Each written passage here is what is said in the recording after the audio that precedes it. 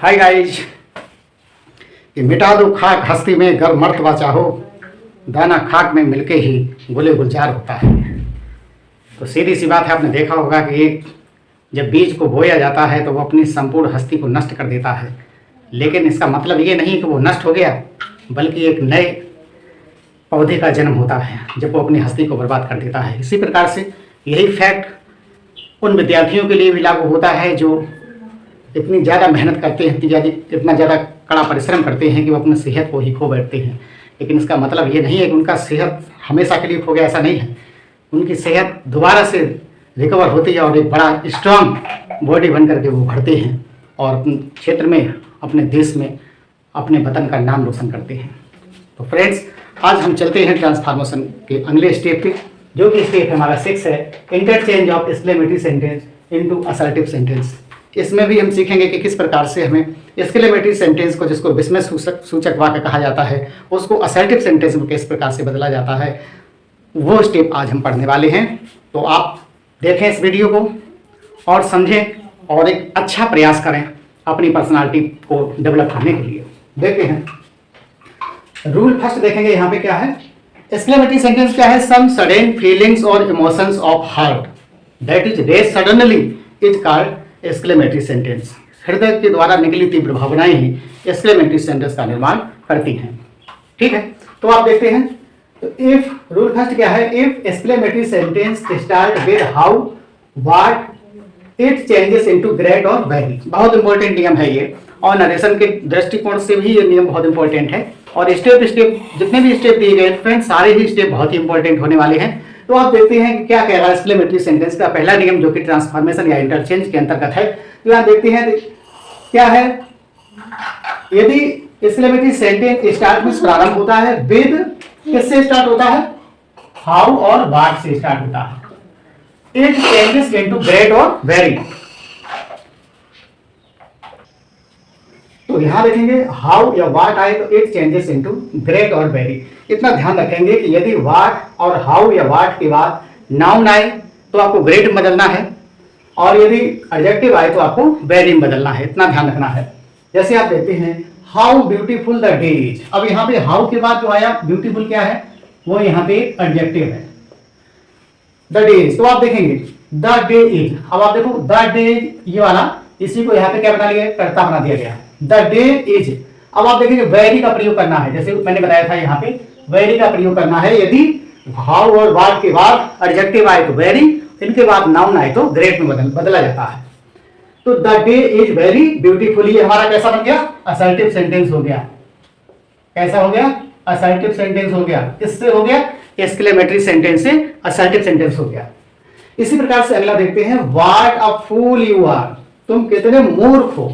तो यहां देखते हैं व्हाट के बाद फूल क्या है? एक एडजेक्टिव है, लेकिन उसके पहले आर्टिकल ए लगा है, तो ये हमारा नाउन में बदल गया है। सीधी सी बात है, किसी भी एडजेक्टिव के पहले यदि हम उसको नाउन बनाना चाहें तो उसके पहले हम आर्टिकल ए एन द का प्रयोग करते हैं, तो दिया गया एडजेक्टिव नाउन में बदल जाता है। जैसा कि आप यहां पे देख रहे हैं, यू आर को हमने क्या बना लिया? सब्जेक्ट बना लिया। यू आर अ ग्रेट फूल, क्या हो गया? ग्रेट। हमने व्हाट को किस में बदल दिया? ग्रेट में बदल दिया, क्योंकि यहाँ पे अब फूल क्या हो गया है? ये यहाँ पे हमारा नाउन हो गया है, इस वजह से यहाँ पे ग्रेट में बदला गया है। तो आंसर इसका हो गया है यू आर ए ग्रेट फूल, और ये भी हमारा फ्रेंड्स हो गया है असर्टिव सेंटेंस। क्लियर? जैसा कि ऊपर हेडिंग पड़ी है कि एक्सक्लेमेटरी सेंटेंस को असर्टिव सेंटेंस में बदला जाएगा। इसके बाद देखते हैं सेकंड रूल क्या है। If exclamatory sentence start with alas, बहुत इंपॉर्टेंट नियम है ये भी, एलास हो रहा हो, ओके, तो इट चेंजेस इनटू, तो इनका बदलाव हो जाता है। तो यहां पे एलास, होर्रा और ब्रेवो लिख लीजिए। यहां पे ब्रेवो, ये तो ये किस में बदल जाते हैं? It is sad that. जब इसका हम असर्टिव बनाएंगे तो एलास का क्या हो जाएगा? इट इज सैड दैट, या it is a matter of सोरो। आप दोनों में से किसी का एक का प्रयोग कर दें।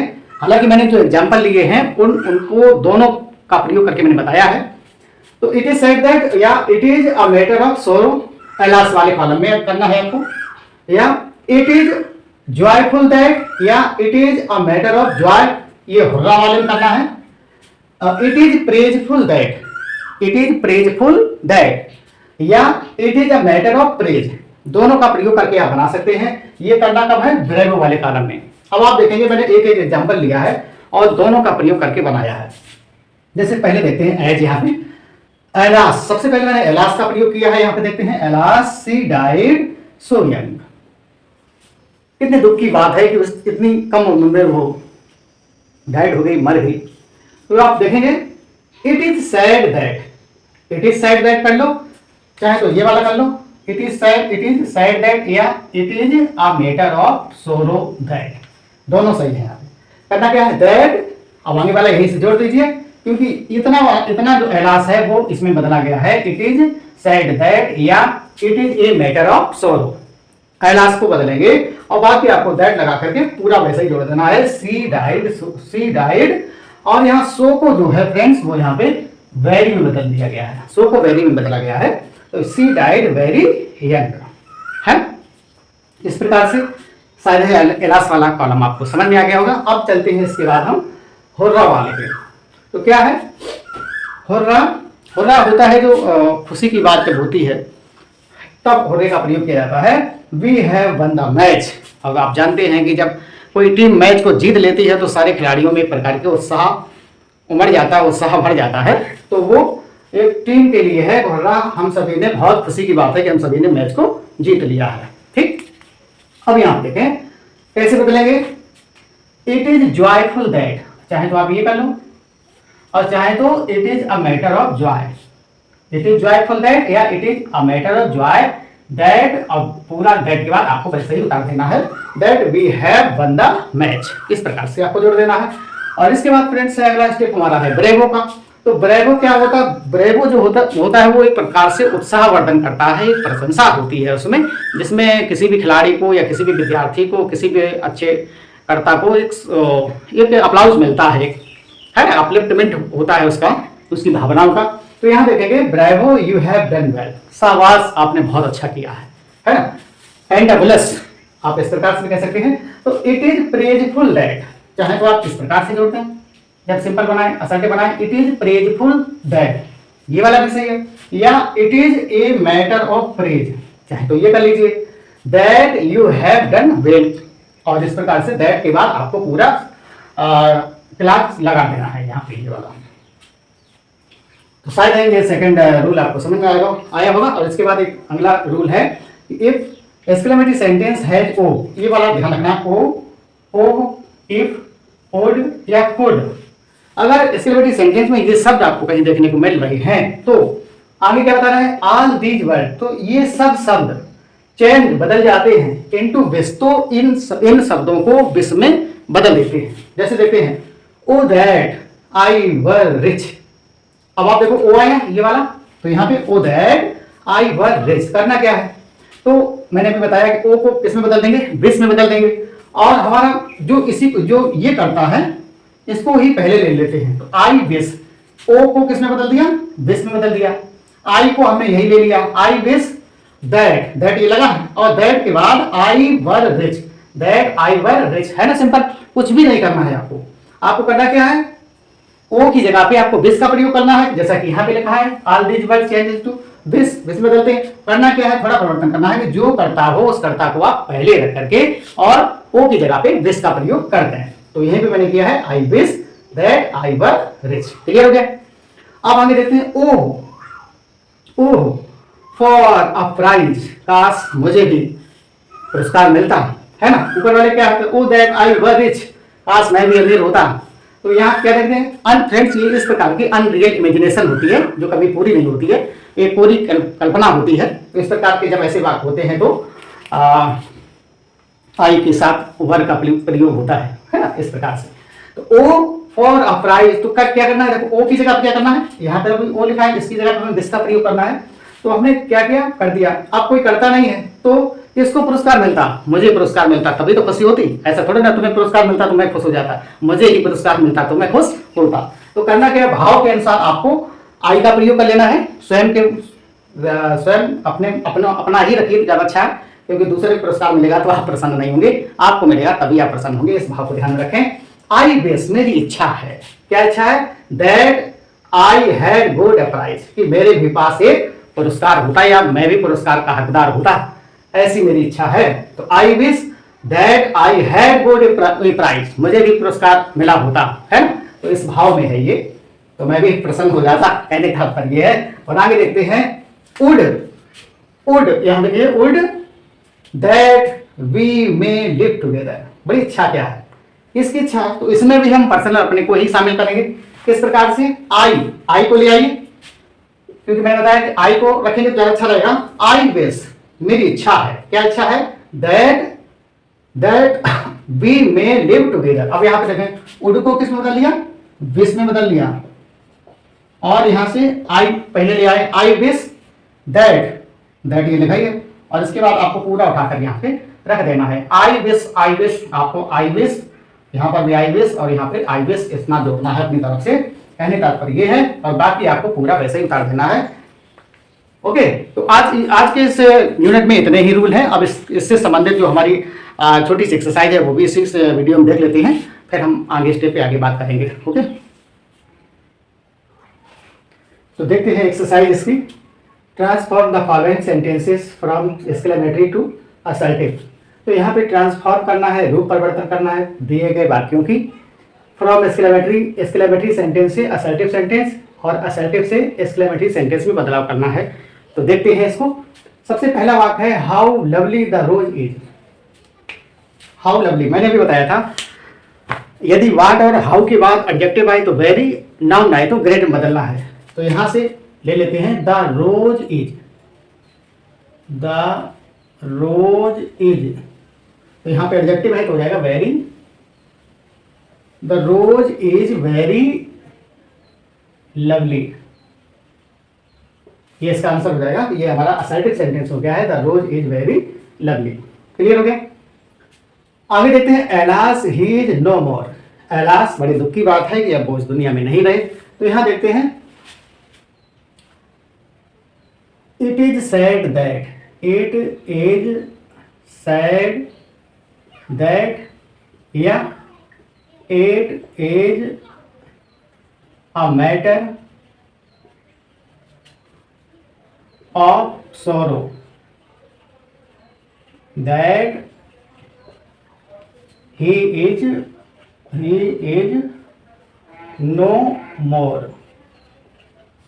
इस प्रकार से बन जाएगा। ये दोनों का प्रयोग करके मैंने बता दिया है यहाँ पे। इट इज सैड दैट, चाहे तो it is a matter of sorrow that is he is no more, ये वाला यहां से पूरा से उठा देते हैं इस प्रकार से। अगला देखते हैं how warm your hands are. जब किसी को हैंड से करते हैं तो पता चलता है उसके हाथ कितने गर्म और कितने ठंडे हैं। तो यहाँ बताया गया है कि how warm your hands are, आपके हाथ में कितनी गर्मी है। तो आप किस प्रकार से देखेंगे? एक्सक्लेमेशन मार्क का प्रयोग नहीं किया तो कर दिया है। तो यहाँ पे देखते हैं your hands are, your hands are, ये सब्जेक्ट बना लिया है। योर हैंड्स ये वर्ब हो गया है, यही वाला योर हैंड्स आर। अब आप देखेंगे यहाँ पे एडजेक्टिव है तो कर देंगे वेरी, वेरी, हाउ को किसमें बदल दिया? वेरी में, तो वेरी, और इधर हो जाएगा वार्म, बन गया। और इसी प्रकार से आगे देखते हैं bravo, bravo you spoke so well, आप बहुत अच्छा बोले, शाबाश आप बहुत अच्छा बोले। तो इस प्रकार से इसको असर्टिव सेंटेंस में बदलना है। किस प्रकार से बदलेगा? इट इज प्रेजफुल, प्रेजफुल दैट, या it is a matter of praise that you spoke, और सो को बदल देंगे वेरी में, हो जाएगा वेरी वेल। इस प्रकार से इसका आंसर बन जाएगा इट इज प्रेजफुल दैट, या it is a matter of praise that you spoke very well. So को वेरी में बदल लेंगे। और इसी प्रकार से आप देखिए इनका अगर उल्टा कर देंगे तो आपका ये वाला आंसर हो जाएगा। ये असर्टिव है, असर्टिव से एक्सक्लेमेटरी, असर्टिव से एक्सक्लेमेटरी, और इधर एक्सक्लेमेटरी से असर्टिव। बात बराबर है ना? कैसी? या 2 इंटू 2 इक्वल टू 4, चाहे इधर से करिए चाहे इधर से करिए, दोनों स्टेप आप सीख रहे हैं, इस वजह से आपको बड़े ध्यान से इनको देखना है, क्योंकि दोनों ही स्टेप आप सीख लें। कौन वाला? ई वाला और ए वाला, इसको ध्यान रखें। आगे देखते हैं, what a dangerous things, what a dangerous things a little knowledge is. कहा जाता है a little knowledge is a dangerous things, है ना, थोड़ा ज्ञान खतरे में जान। तो यहां देखते हैं अ लिटिल नॉलेज इज, यहां से बना लीजिए a little knowledge, a little knowledge is, a little knowledge is very dangerous, very, क्योंकि वाट को वेरी बदल देंगे क्योंकि यहाँ पे एडजेक्टिव है। A little knowledge is very dangerous,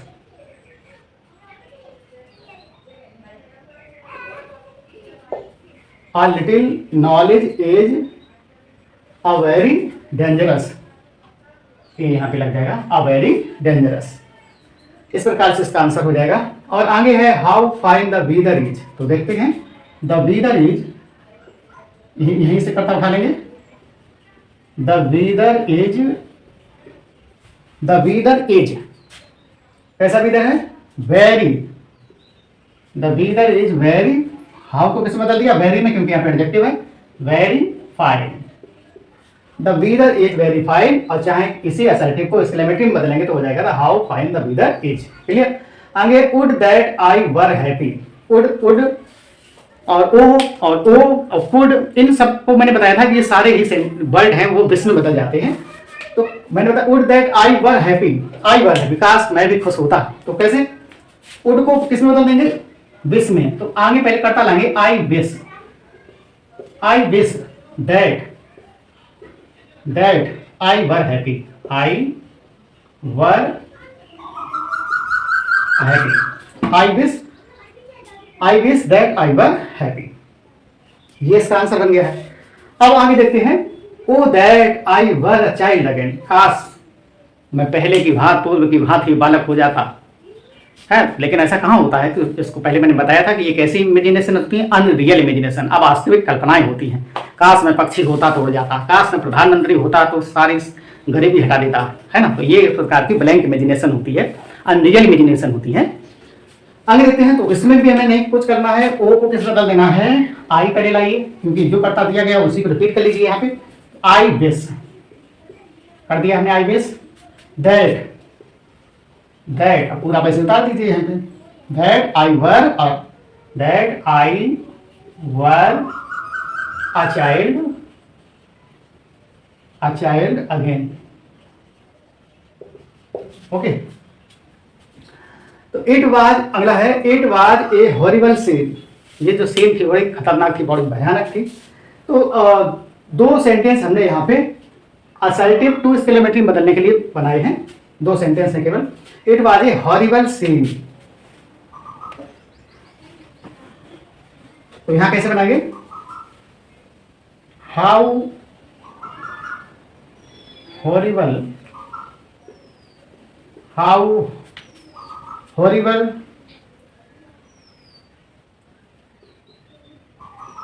how horrible scene was, how horrible scene was, exclamation लगाएंगे last में, how horrible, how a horrible, ये यहां पे जोड़ देंगे, how a horrible scene was. तो आंसर क्या हो जाएगा? It was a horrible scene. आगे देखते हैं, the Taj Mahal is very beautiful, the Taj Mahal is very beautiful, तो हो जाएगा how beautiful, how beautiful the Taj Mahal is, इसके लिए बाद में ले जाएंगे।